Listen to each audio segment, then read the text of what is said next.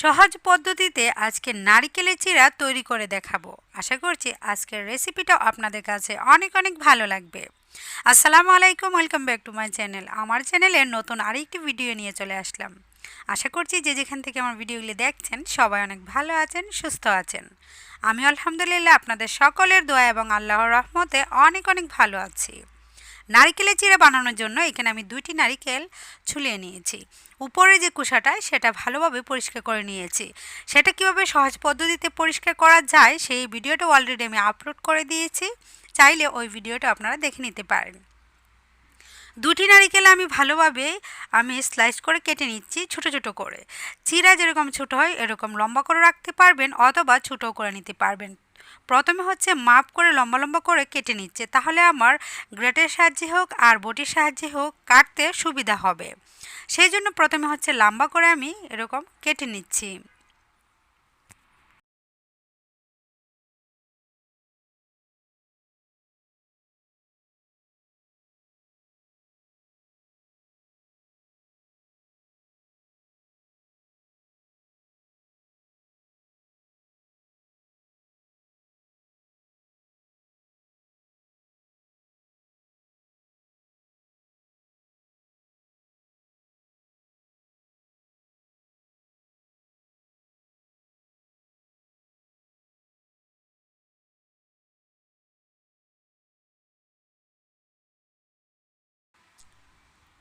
সবগুলো আমি কেটে নিয়েছি। এখন বটির সাহায্যে কুচি কুচি করে আপনাদেরকে দেখাচ্ছি। বটির সাহায্যে আপনারা কিন্তু এরকম কুচি কুচি করে নিতে পারেন। অনেকটাই কিন্তু পাতলা করে নিয়েছি। পাতলা হলে চিড়াটা খুব সুন্দর মচমচে হয় আর খুব তাড়াতাড়ি তৈরি হয়ে যায়। এর চেয়ে মোটা রাখবেন না, আমি হাত দিয়ে দেখাচ্ছি, ভালোভাবে আপনারা লক্ষ্য করলে বুঝতে পারবেন। তো বটির সাহায্যে এটা কুচি করতে অনেকটা সময়ের প্রয়োজন, সেজন্য আমি এরকম একটি চিপস কাটার নিয়েছি। চিপস পলার মেশিন দিয়ে আমি এরকম কুচি কুচি করে নিচ্ছি। গেটার গেট আমি ঘষা দিব আর হয়ে যাবে। খুবই তাড়াতাড়ি এটা দিয়ে কাজ করা যায়। আমি এটা দিয়েও ফ্রেঞ্চ ফ্রাই অথবা চিপস রেসিপি অনেক আগে শেয়ার করে দিয়েছি। 2টি নারিকেলে আমি ভালোভাবে এরকম কুচি কুচি করে নিয়েছি এরকম মেশিন দিয়ে। এখন এখান থেকে অর্ধেকটা পরিমাণ পাতিলে নিয়ে নিচ্ছি। পর্যাপ্ত পরিমাণ পানি দিয়ে কচলিয়ে আমি তেল আর ময়লা থাকলে সেটা দূর করে নিচ্ছি। আর অবশ্যই কচলিয়ে ধুয়ে নেওয়ার চেষ্টা করবেন যেন আপনার তেলাক্ত ভাবটা না থাকে। আমি 2বার পানি পাল্টিয়ে আমি নারিকেলের কুচিটাকে ধুয়ে নিয়েছি। ধুয়ে নিয়ে একটি ছাঁকনির সাহায্যে ভালোভাবে ছেঁকে নিয়ে পানিটাকে জড়িয়ে নিতে হবে। 5 মিনিট রেখে দিয়েছিলাম। কড়াইটা গরম হওয়ার পর আমি নারিকেলটা দিয়ে 2 মিনিট উল্টিয়ে পাল্টিয়ে নেড়ে চেড়ে দিচ্ছি যেন নারিকেলের পানিটা শুকিয়ে যায়।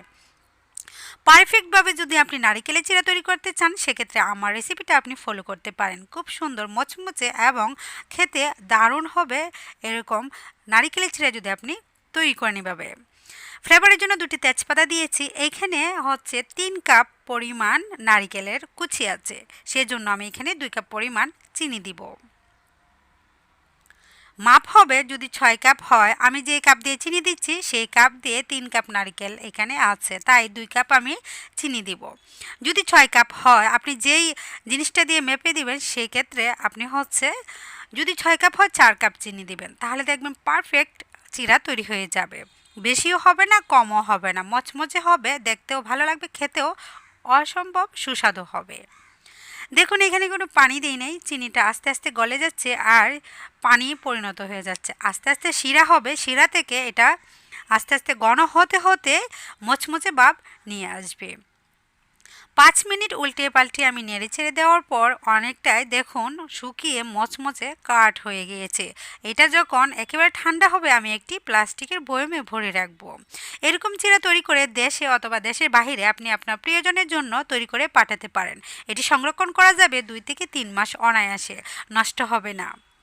তবে ভালো মানের প্লাস্টিকে ভরে রাখার চেষ্টা করবেন, তাহলে অনেক দিন পর্যন্ত আপনি সংরক্ষণ করে রাখতে পারবেন। এটা ফ্রিজে রাখার কোনো প্রয়োজন নেই, ফ্রিজ ছাড়াও আপনি ময়দানে রেখে দিতে পারবেন। এতটা মচমচে হয়েছে দেখে কিন্তু বোঝা যাচ্ছে, তবে এখন গরম আছে তেতলিয়ে মনে হবে, কিন্তু যখন ঠান্ডা হবে একেবারে কুরকুরে মুড়মুড়ে হবে। এটাকে ঠান্ডা করার জন্য রেখে দিব। ঠান্ডা হয়ে গেলে আমি একটি প্লাস্টিকের বয়মে ভরে দেখাচ্ছি আপনাদেরকে। তারপর বাটিতেও পরিবেশন করে দেখাবো কতটা মচমচে হয়েছে আমার এই নারিকেলের চিড়া রেসিপিটা।